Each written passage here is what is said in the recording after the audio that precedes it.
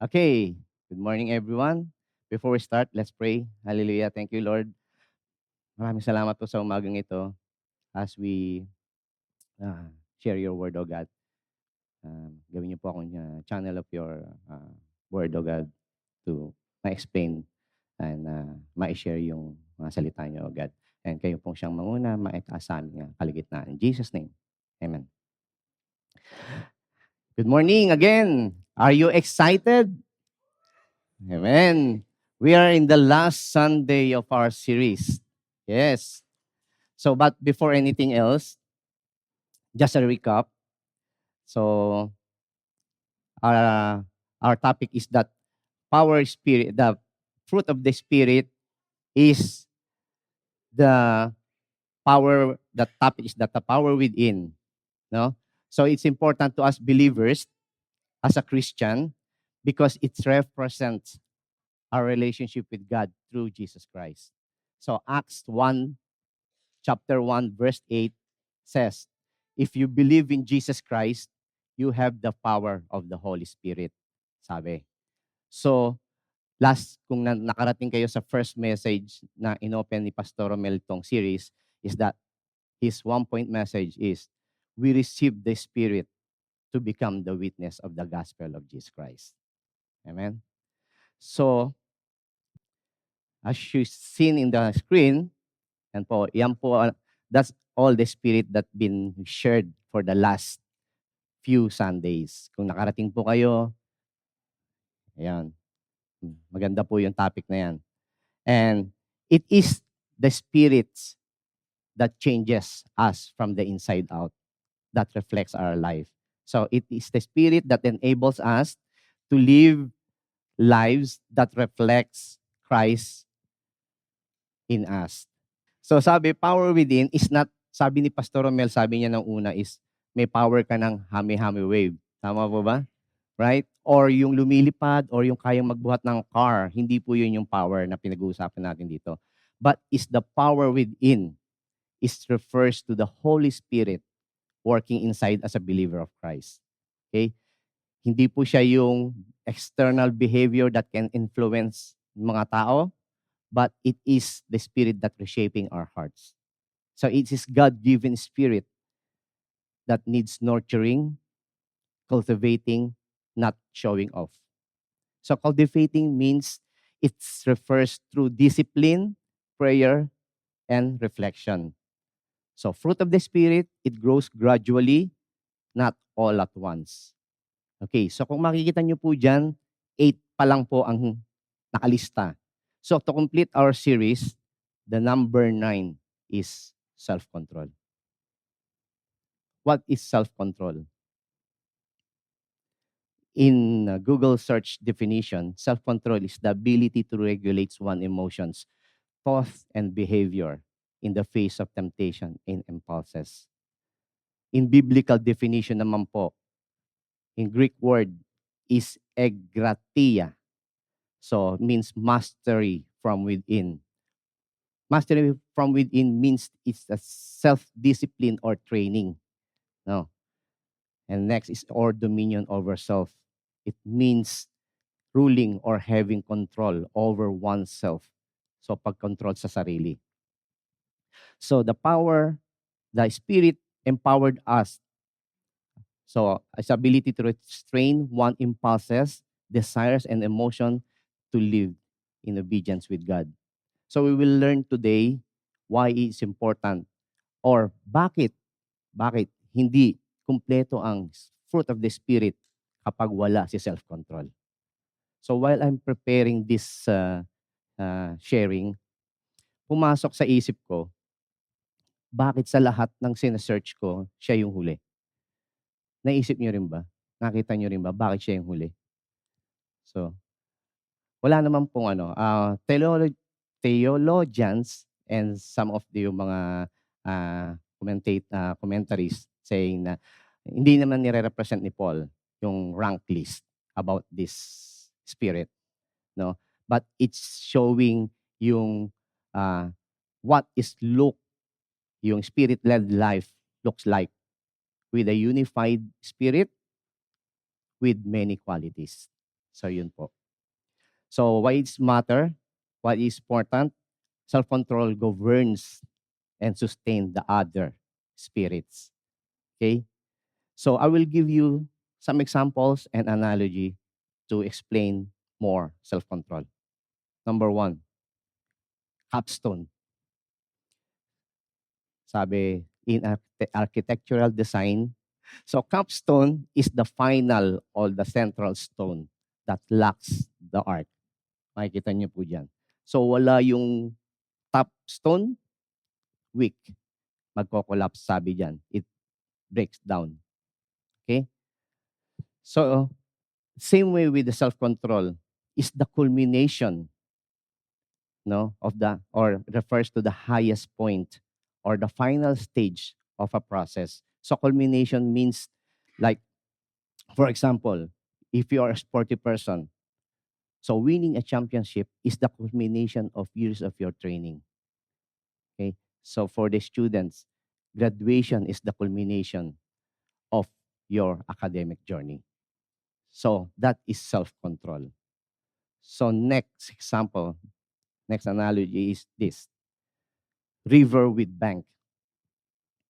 We know that river, the purpose of the river is moving forward, and at the end of it, it will create electricity, lights, right?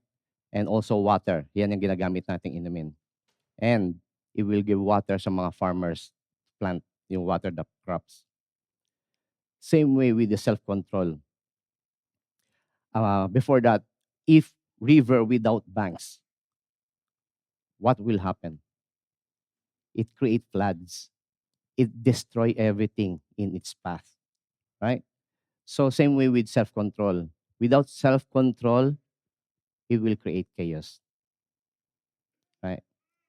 Love without self-control become obsessive, possessive, turns into jealousy, unhealthy relationship.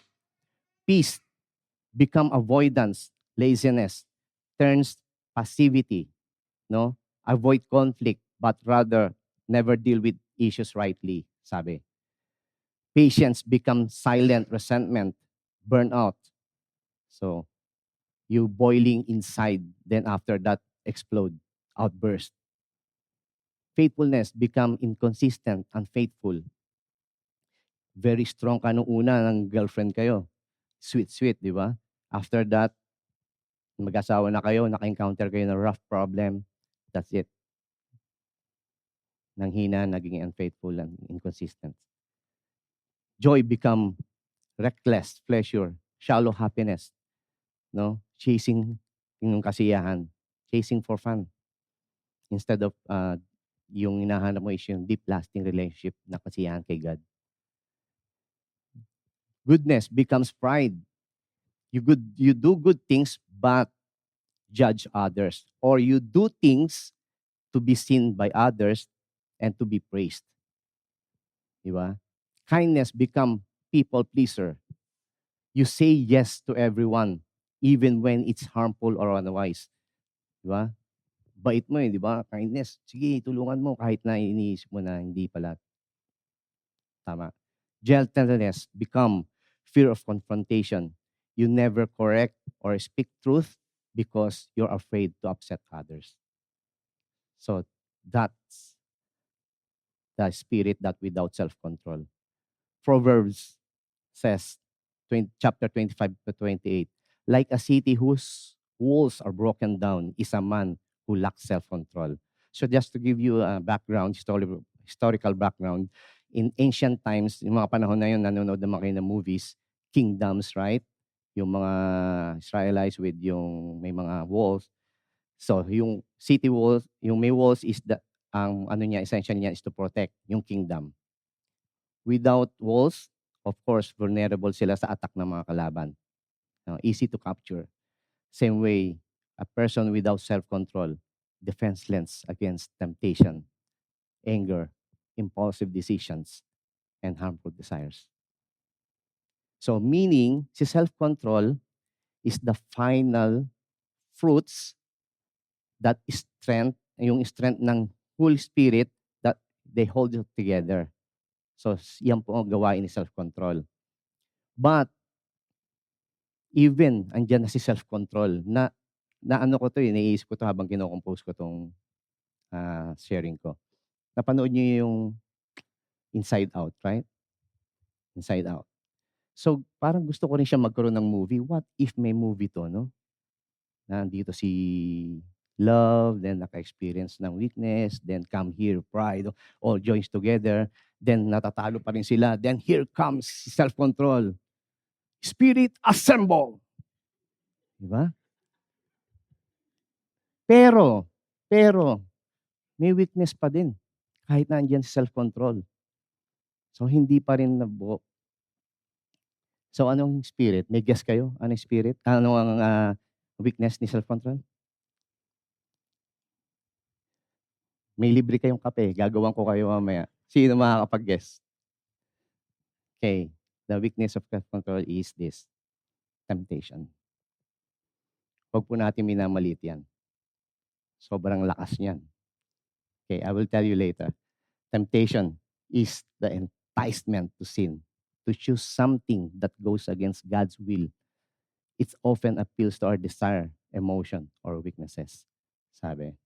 So enticement means inaakit, pang-aakit, no, or naakit, no? So like, gusto mo kumain ng cake, may cake tayo, ang sarap, 'di ba? May ube, merong leche flan sa gitna, merong, yung sa ano, sa ibabaw niya is yung makapuno, ang sarap, no? Pero you're trying to be healthy or diabetic ka, yes. Merong sobrang annoying na tao sa paligid mo 'no, gusto mo ng sigawan, pero hindi mo magawa. You stay calm because you think that is better, 'di ba?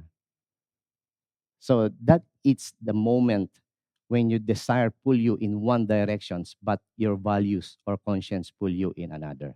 So, ito mo may friction na, 'di ba? Parang yung movie na napanood ko dati, hindi ko alam kung si Captain Barbell 'to, eh. Yung merong devil and angel na nagtatakan, "Gawin mo 'yan, 'wag, masama 'yan." 'Di ba? Yun, may friction na po.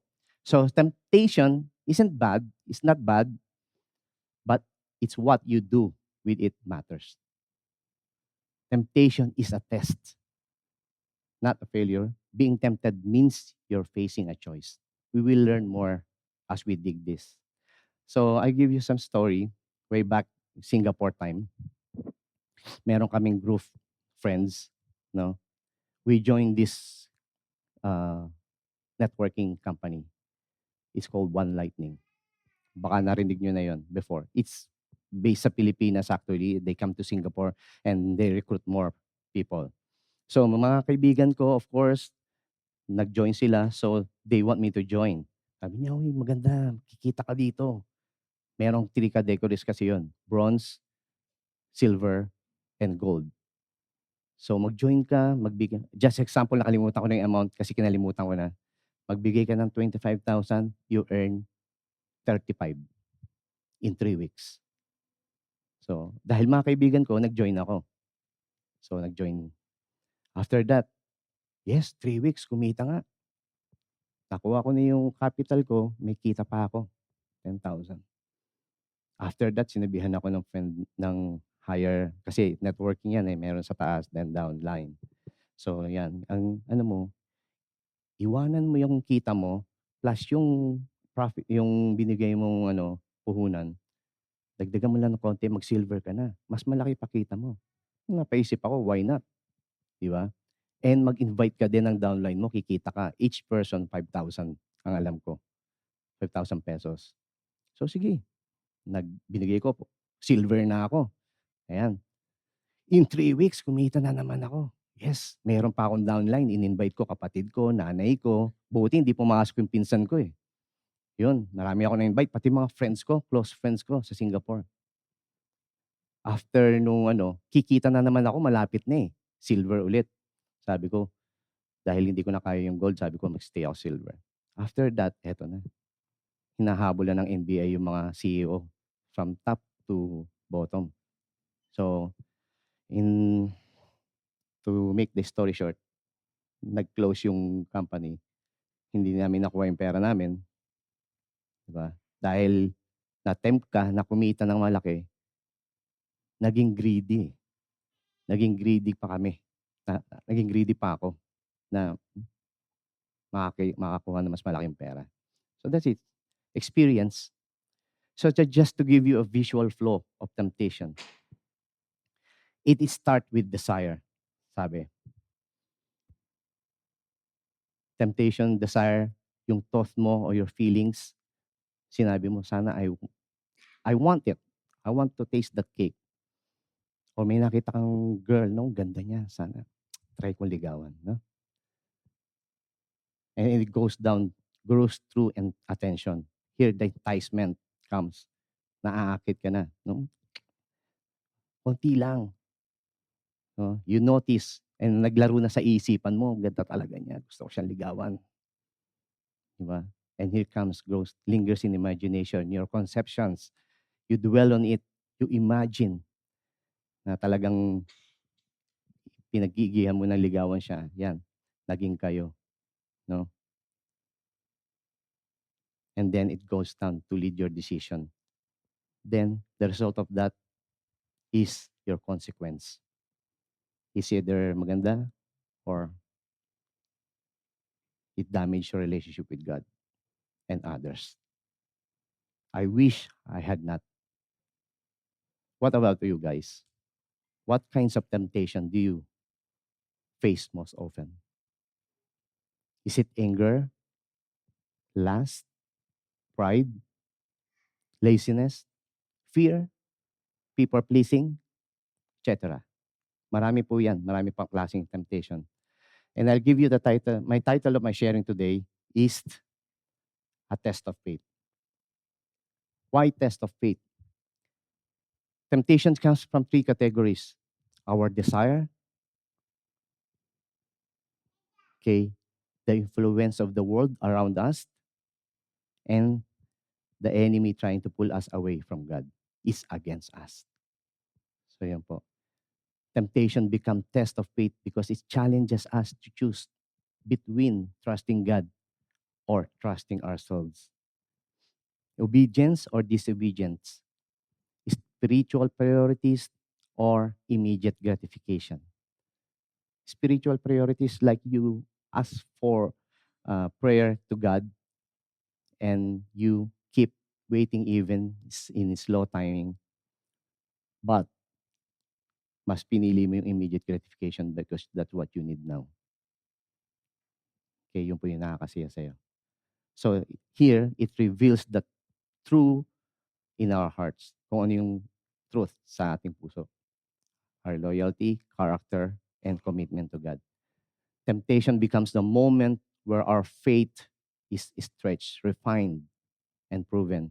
So dito na po kasi talaga matetest yung ating faith kay God, kay temptation. If there's one thing I want you to remember, makalimutan nyo na yung meaning lahat ng faith, temptation, self-control. I want you to remember this, that the Spirit empowers us to endure temptation and provides a way out.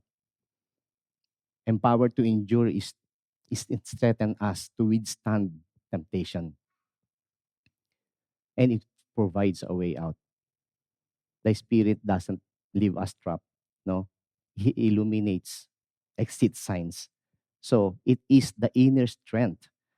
It's the power that within us is an active force that help us to say no even our flesh say yes. Okay? So let's sabay-sabay po nating pag-aralan how to withstand temptation. And the verse is coming from 1 Corinthians 10:13. Let's read. No temptation has overtaken you that is not common to man. God is faithful, and He will not let you be tempted beyond your ability. But with the temptation, He will also provide the way of escape that you may be able to endure. So, just give you a little background of this verse. Ang author po neto is si Apostle Paul. So, yung audience niya is yung mga taga-Corinth, sa Corinthians. Okay? Dahil kilala sila sa wealth and diversity, pero rampant sila sa idolatry and mga immoralities. So, Corinthians believer before, maraming mga new believers na nag-accept kay Christ. So, dahil kaya sinulat ni Paul to, dahil yung culture nila before is rampant sa mga idolatry, sexual immorality, social pressure to conform. Diba? Alam naman natin na sa mga Romans na you have to follow our God, yung worship ka kay God nila. Diba? Yung mga idols. Okay? That's why this verse is a word of hope and a warning na rin. Sabi ni Paul sa kanila. So we will dig in tong verse na to and explain it one by one. So number 1, no temptation has overtaken you that is not common. Sabi dyan. So temptation is common. Sabi pala ni Paul. Paul telling to the church in Corinth that what they are facing is not unique. It's common.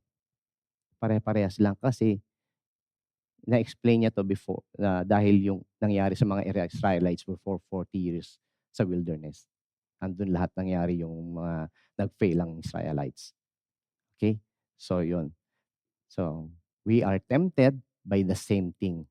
Sabi. But we are not alone. Hindi ka nag-iisa. Sabi ni Paul. Marami kayo. In first century, kasi di ba uso yung mga pagan practices, idolatry, Roman culture, di ba? Kaya sinasabi, it's the same pa rin kahit na kung buhay pa si Paul ngayon, sasabihin niya, parehas pa rin. Nag-evolve lang si temptation. Bakit? 20th century, digital temptations, pornography, social media, fame, social pressure. Lalo na merong tinatawag na cancel culture. Hindi ko nga alam yun eh. Sino yung nag-explain sa akin? Cancel culture. Di ba? Materialism. Napakadami ngayon. So, sabi nga na ang temptation, hindi natin kaya alone. So, to endure this, don't isolate. Talk to others. Di ba? Share your struggle and pray together. Sabi ni Paul.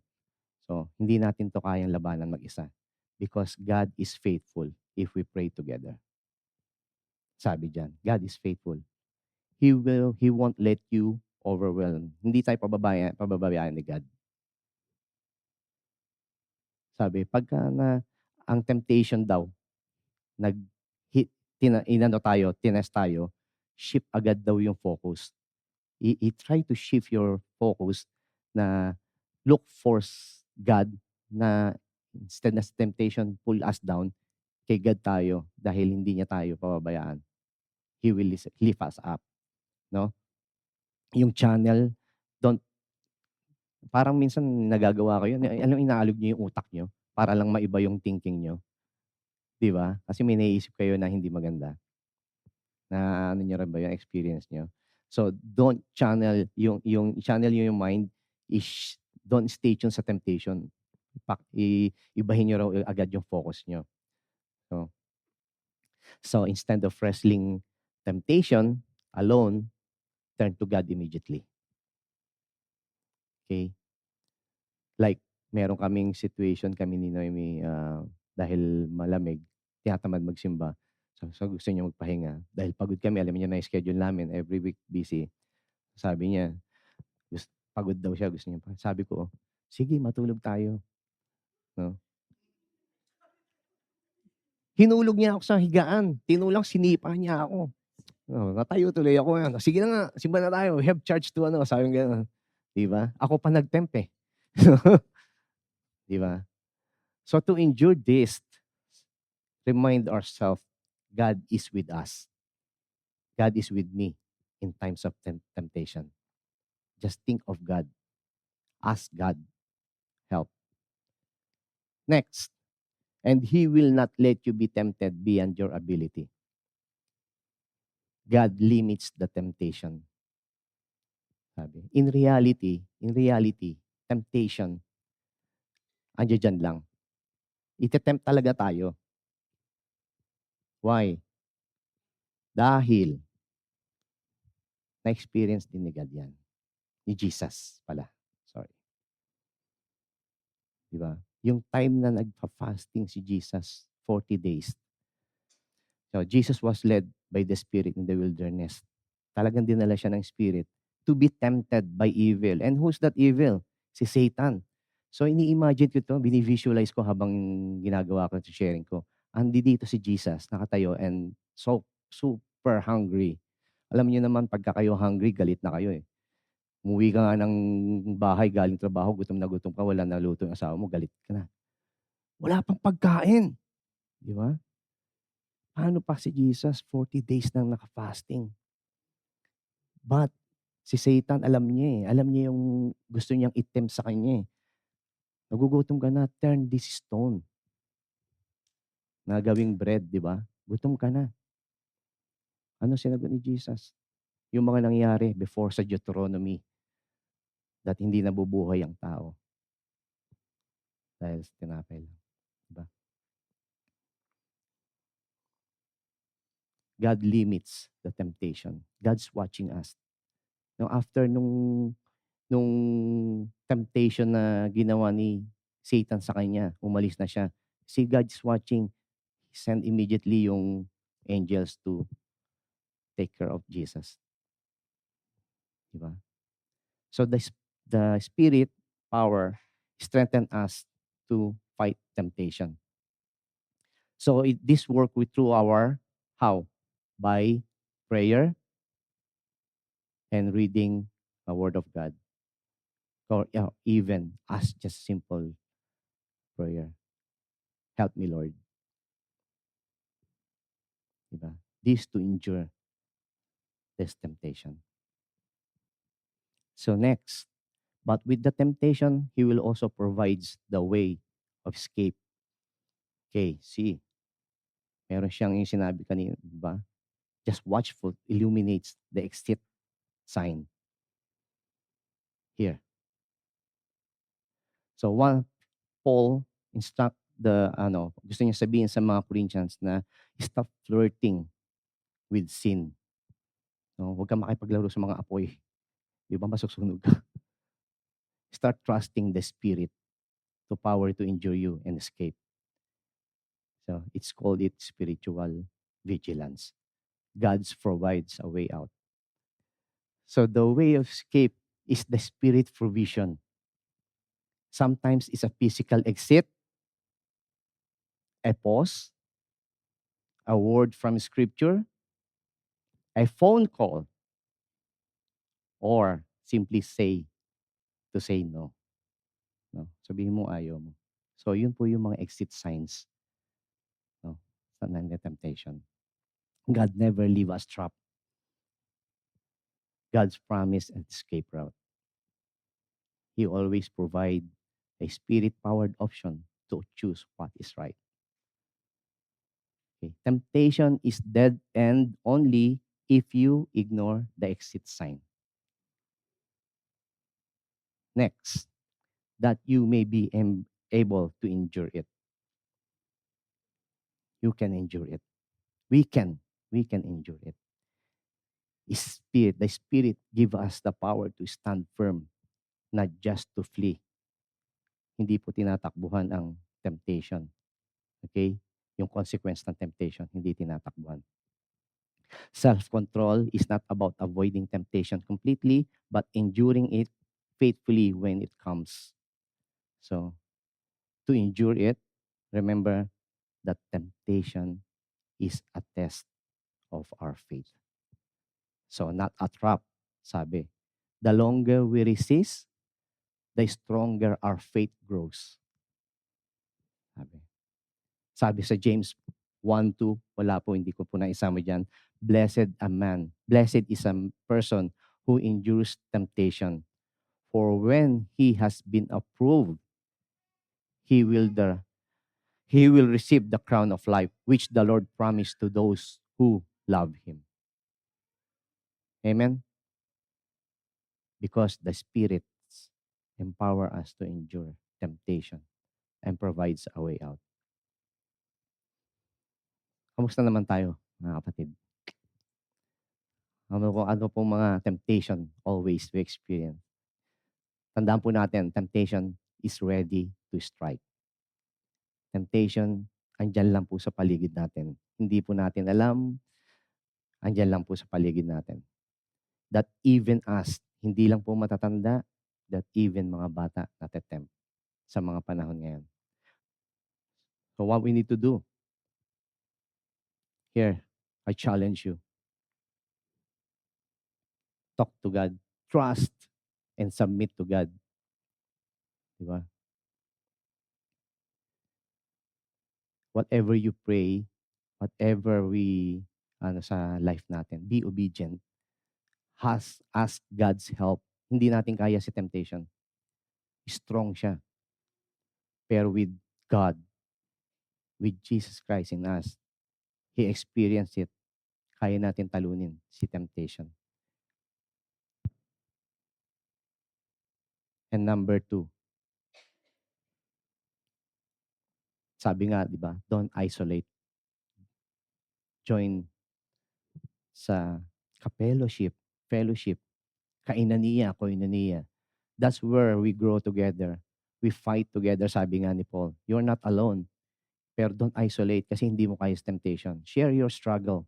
This where you can share our problems, ask for help. Kasi sa temptation is not unique. It's common to everyone. Na-experience mo, siguradong na-experience din niya. Di ba? Join. Have fellowship with others. Okay? When struggling, remember that Jesus faced the same temptation too. He understands our challenges.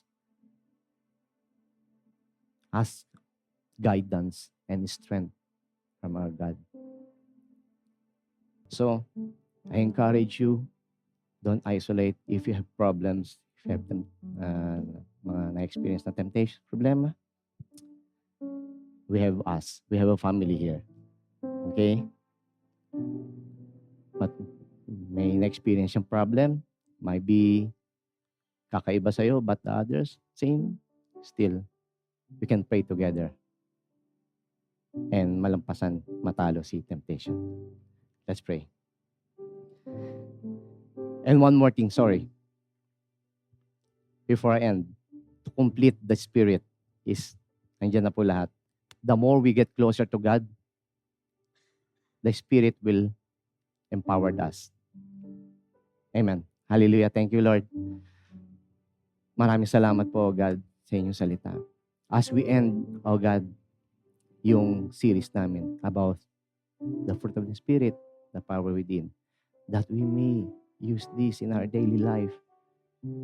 Oh God. Hindi po namin kaya, oh God, lamanan ng mga weaknesses, but through you, oh God, we can overcome lahat po ng temptations sa aming buhay.